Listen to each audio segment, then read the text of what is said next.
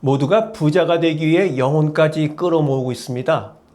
부자 되세요 하는 말이 최고의 광고 카피가 되었고, 우리 젊었을 때 읽었던 부자 아빠, 가난한 아빠라는 책이 지금도 청년 세대들이 많이 읽고 있더라고요. 요즘 서점가를 가보면 부자가 되겠다는 열의가 어느 정도인지를 간접적으로나마 느낄 수 있습니다. 부자의 언어, 슈퍼리치의 습관, 부자의 그릇, 부자 되는 법, 부자의 공식, 부자 되기 습관, 부자의 계산법 등 이루 말할 수 없는 책들이 나와 있습니다. 하지만 부자 되는 것은 둘째치고라도 지금 사는 것만큼이나 유지되면 좋으련만 점점 가난해지는 사람들이 있습니다. 몸에 나타나는 질병 중 상당 부분이 잘못된 생활 습관에서 비롯되는 것처럼 가난도 상당 부분 잘못된 생활 습관의 결과라는 지적이 있습니다. 그래서 오늘은 여러분들과 함께 좋은 습관인 줄만 알았던 뜻밖의 가난해지는 사람들의 나쁜 습관에 대해 여러분들과 이야기 나눠보려고 합니다. 이 습관들을 갖고 있었기 때문에 열심히 일을 했는데도 부자가 못된 것일 수도 있습니다. 그러니 오늘 영상 끝까지 함께 해보시기 바랍니다. 저도 그 나쁜 습관 중에 하나를 갖고 있더라고요. 보증을 잘못 써서 30억 원의 빚을 떠안는 신세가 되었다가 갖은 노력으로 재기에 성공해 자산가가 된 작가가 쓴 책 부의 시작이라는 책을 보면 가난은 생활 습관의 질병이다 라고 말합니다. 작가는 가난해지는 생활 습관을 가진 사람들을 가난 복균자라고 부르고 우리를 가난으로 이끄는 가난 바이러스를 찾아 없애야 한다고 조언합니다. 자, 그럼 지금부터 그 책에서 나오는 점점 가난해지는 사람들의 뜻밖의 습관들에 대해 하나하나 말씀드려 보도록 하겠습니다. 나이 들어 점점 가난해지는 사람들의 뜻밖의 습관, 첫 번째, 나눗셈을 즐겨야 한다. 200만 원짜리 자전거를 사고 싶은 사람이 이게 절대 비싼 자전거가 아니라며 하는 말이 있습니다. 아니 이걸 10년 타면 1년에 20만 원을 내는 셈이잖아. 그러니까 한 달에 대략 17,000원이네. 그러니까 매일 타면 600원도 안 돼. 이거 600원으로 이걸 타는 거야. 하루 600원도 안 되는 비용을 부담하면 된다는 자기 합리화로 200만 원짜리 자전거를 그냥 한순간에 질러버립니다. 이렇게 나눗셈으로 생각하면 세상에 비싼 물건 하나 없습니다. 다 싸게 보이죠. 물건 살 때 나눗셈을 즐겨하는 습관을 갖고 있다면 큰돈 쓰는 것을 무섭게 생각하지 않게 됩니다. 아이 그깟 하루에 600원, 담배값도 안 되네. 뭐가 겁이 나겠습니까? 이런 심리를 이용해서 소비를 부추기는 대표적인 것이 36개월 할부, 60개월 할부 이런 식으로 신용카드 장기 무이자 할부 선전입니다. 무이자가 어디 있겠습니까? 사실 다 가격 속에 다 숨겨져 있죠. 또 이런 광고도 있습니다. 하루 커피 한 잔 가격으로 이걸 마련하세요 하는 거 말입니다. 모두 같은 나눗셈을 하는 심리를 이용하는 겁니다. 여기에 넘어가시면 안 되겠습니다. 나이 들어 점점 가난해지는 사람들의 뜻밖의 습관, 두 번째, 미래의 가난에 둔감하다. 월급은 마약과 같다는 말이 있습니다. 매월 꼬박꼬박 나오는 맛에 취해 힘들고 괴로워도 회사를 그만둘 수 없기 때문입니다. 이 맛에 취해 살면 가난에도 둔감해집니다. 자기 통장에 돈이 영원히 마르지 않을 것 같은 착각이 들거든요.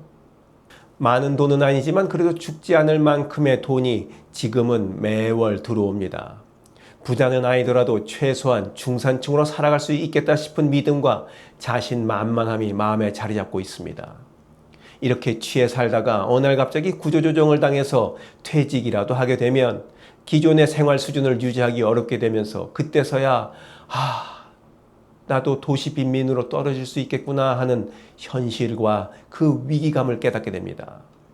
실제로 우리나라 65세 이상 성인의 노인 빈곤율은 43.4%에 이른다고 합니다. 노인 2명 중 1명은 빈곤층으로 살아간다는 말씀이겠습니다. 문제는 월급이 나오는 동안에는 자신이 잠재적 가난 상태에 있는 가난 복균자라는 사실을 모른다는 겁니다. 죽을 때까지 여유 있는 생활을 할 수 있는 현실적인 방법이 없다면 우리는 언제든지 가난해질 수 있는 잠재적 가난 상태라는 것을 잊으면 안 될 일입니다. 그래서 주된 직장에서 물러난 이후에도 소득을 지속적으로 벌어들일 수 있는 평생 직업을 미리미리 마련해둬라. 이렇게 말씀드리는 겁니다. 나이 들어 점점 가난해진 사람들의 뜻밖의 습관. 세 번째, 큰 욕망을 가지고 있다. 평생 모은 노후 자금을 사기당해 가난의 절벽으로 떨어지는 사람들이 적지 않습니다. 이번 기회에 크게 한몫 챙길 수 있다는 얘기에 귀가 솔깃해져서 그냥 투자했다가 돈을 날려버리는 거죠. 사기친 놈들이 나쁜 것이야 말할 필요도 없지만 사기를 당한 사람들도 왜 자기가 그 덫에 걸렸는지 스스로 돌아볼 일입니다. 전문가들은 사기꾼이 사기칠 대상을 고를 때는 저 사람이 돈을 많이 가지고 있나 아니냐 이걸 보는 것이 아니라 저 사람이 돈을 바라는 욕망이 크게 있는지 없는지, 그런 탐욕을 갖고 있는지 그걸 보고서 사기를 친다는 겁니다. 투자할 여유 자금이 있어서 사기꾼들의 타겟이 되고 덫에 걸리는 것이라기보다는 이번 한탕으로 큰 돈을 벌어오자는 욕망이 컸기 때문에 사기꾼의 표적이 된다는 얘기입니다. 욕망이 커지면 돈은 다 알아서 구해오거든요. 쉽게 크게 한번 벌어보자는 욕망을 부추기는 사기꾼들을 조심하시기 바랍니다. 나이 들어 점점 가난해지는 사람들의 뜻밖의 습관. 네 번째, 마지막, 너무 바쁘다.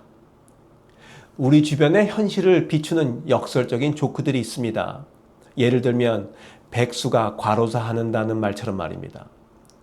가난한 사람은 쉴 틈이 없다는 말도 있습니다. 일반적으로 가난을 떠올리면 나태하고 게을러서 가난에 이르렀다고 생각하는 게 일반적입니다만 사실 가난한 사람은 누구보다도 부지런하고 바쁘게 살아온 사람일 수 있습니다.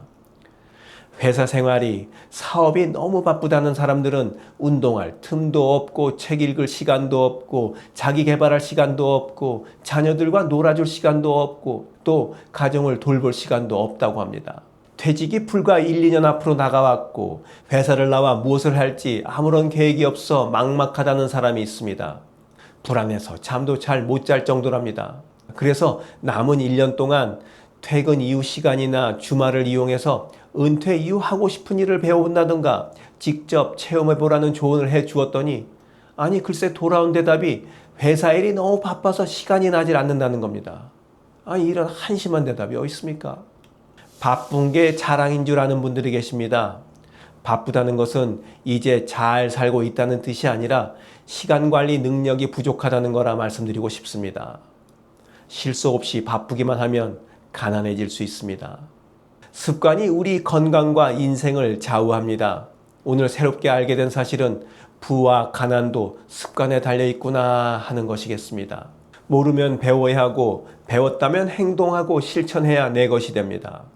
우리를 가난하게 만드는 습관들, 가난 바이러스를 오늘부터 하나씩 퇴치해 나가길 바람하지 않습니다.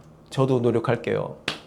영상을 보신 모든 분들이 경제적으로 안정되고 평안한 인생 후반년을 보내시길 바라면서 오늘 이야기 마치도록 하겠습니다. 가난해지지 말자고요. 지금까지 원더풀 인생 후반전이었습니다. 감사합니다.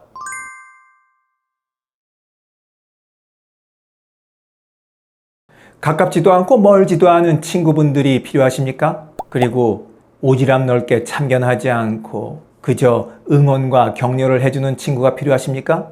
그렇다면 네이버 카페에 실버들의 전성시대로 오시기 바랍니다.